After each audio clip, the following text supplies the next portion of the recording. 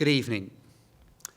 The government has just considered the question of Ireland joining the international consensus on a set of far-reaching reforms to the global corporate taxation framework, arising from the latest round of discussions at the Organisation for Economic Cooperation and Development. Our focus over recent weeks has been to secure the necessary changes to provide certainty and stability in the revised framework and to protect our strategic interests. I believe we have now reached that point. And following a detailed discussion at Cabinet, the Government has now approved my recommendation that Ireland joins the international consensus, which in turn will secure certain strategic priorities for Ireland. Joining this agreement is an important decision for the next stage of Ireland's industrial policy, a decision that will ensure that Ireland is part of the solution in respect to future international tax frameworks. This is the right decision. It is a sensible and a pragmatic decision made by the government in the interests of our country, and ultimately a decision that I believe will be critical to conditions to create longer-term certainty for businesses and investors, which in turn will be to the benefit of many thousands of employees in the future. Joining this agreement is a serious and complex decision. The government and I have considered this very carefully, as we did in July, when at that point Ireland did not sign in to the agreement. However, at this point, we believe that it is the right message and the right step for Ireland to continue in the process and to enter into the agreement. So in making the decision, the government is taking due regard of tax developments internationally, the plans for implementation within the European Union, and also notably in the United States, where a debate is currently underway in the US consensus, in the US Congress, on changes to their tax system so that the US is aligned with the outcome of the OECD agreement. This will be important for taxpayer certainty here, given the significant investment by US multinationals here. While this consensus amongst countries at the OECD is an important step towards the implementation of a new framework, and the decision of the government today will bring renewed momentum to that process, there is still a lot of work ahead. A huge amount of technical and political work to take place in the new model framework, but I'm absolutely satisfied that our interests are better served within the agreement from my contact and from my negotiation with stakeholders in Europe, in the United States and beyond. So, the case for signing the agreement. I've recognised where we have been in the past because of the importance of the rate that we have now. This has been so important. It has created certainty and predictability for multinational companies that have made Ireland their home, that have been here for many decades. They're significant employers and contributors to the exchequer through corporate taxes and income taxes paid by the many thousands of our citizens who work in good and stable jobs linked to foreign direct investment. It's also clear that Ireland has benefited from globalisation, from the integration of economies throughout the world, but also from the international standards that underpin that globalisation. it is essential that as a small and open economy, we can adopt and evolve in line with those rules and standards, but also influence them. So, as I set out before the summer, Ireland was not in a position to sign up to the interim agreement in July, as there were important issues that needed to be resolved, and critically in respect to the minimum effective tax rate proposed of at least 15%, noting the desire of some to seek a higher rate. Ireland has made the case for our economic interests, and I believe this has been recognised by our key stakeholders. Since July in particular, I have been engaging with the OECD and with other global economies to arrive at a fairer agreement which can bring stability to where we are now and where we could be in the future. We are at that point. The agreement provides that the minimum effective tax rate for those companies in the scope of the agreement will be 15%. Importantly, we have secured the removal of at least in the OECD text as we sought. Some countries wanted higher minimum tax rates, and I believe that our position moderated those ambitions and views in the context of the broader agreement. This provides certainty in the agreement. This will impact on 56 Irish multinationals that employ approximately 100,000 workers and 1,500 owned international companies that, according to revenue, employ approximately 400,000 workers. The European Union and the Commission of the EU has also provided assurances to me that the directive it will shortly propose to implement the OECD agreement will be faithful to the agreement and not go beyond that consensus. This will be a global agreement, implemented consistently by all in a timely manner, underpinning the required certainty and stability in the international tax framework.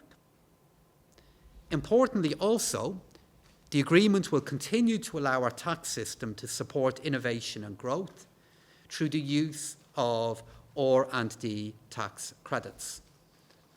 But in joining this agreement, we must remember that there are 140 countries involved in the process, and many of others have had to make a compromise.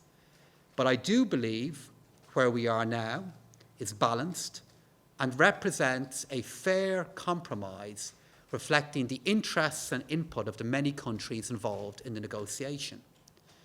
For Ireland, the agreement will allow for the retention of our statutory 12.5% rate for businesses with an annual revenue of less than €750 million.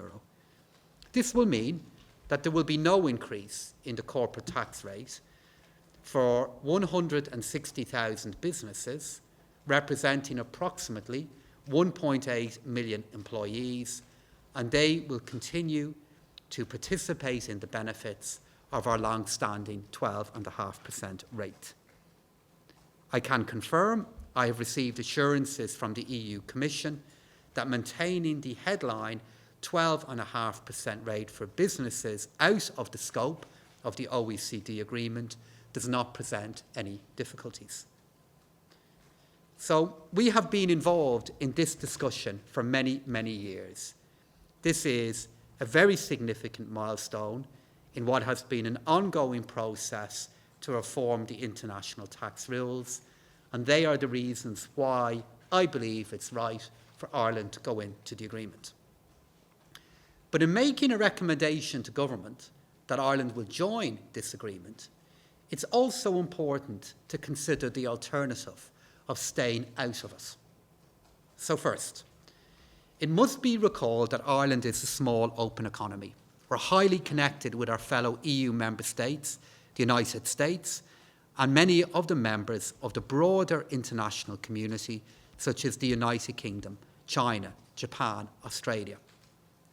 These relations are important for our business, for trade, and for, more broadly, our society. It is essential that Ireland continues to stay in line with key international accords, particularly one that is likely to have the support of the international community. Second, if Ireland isn't in the agreement, we will lose influence in respect to the critical decisions which will take place in the coming months on the implementation rules. This means, thirdly, that failure to sign up to that agreement will lead to continued uncertainty for businesses operating in Ireland. And then finally and critically, it should be stressed that the design of the global minimum tax means that a country can apply a top-up tax to a subsidiary of a multinational enterprise which has been taxed below the minimum effective rate. So if Ireland were not to apply the global minimum effective tax rate, it means that another jurisdiction could collect those taxes. So not joining an agreement would result not only in reputational risks, but also economic and budgetary risks. I believe the upsides of being in a historic international agreement far outweigh the risks of staying out. This is a difficult and it is a complex decision, but I believe it is the right one. One of my key objectives in the process is to arrive at an outcome in which Ireland can continue to provide predictability to businesses. I believe that is achieved in the agreement. However, important details need to be resolved regarding how any agreement will be implemented in practice, recognising also that the proposed OECD agreement will allow certain deductions, so-called substance-based carve-outs, to take account of asset value and payroll, which will be important for the effective tax rate to be paid by businesses. My department will continue to engage with key stakeholders in respect to the implementation of the agreement. There's a lot of work to be done at the OECD and within the EU, and stakeholder input is critical to how we will proceed, which is why I believe being in the agreement, in the process, is the safest place to be. The government values the role of SMEs and micro-enterprises in our economy and as creators of employment throughout Ireland. Balancing our enterprise policy between foreign direct investment, SMEs, export-only businesses, and non-exporting indigenous firms is a really important policy consideration.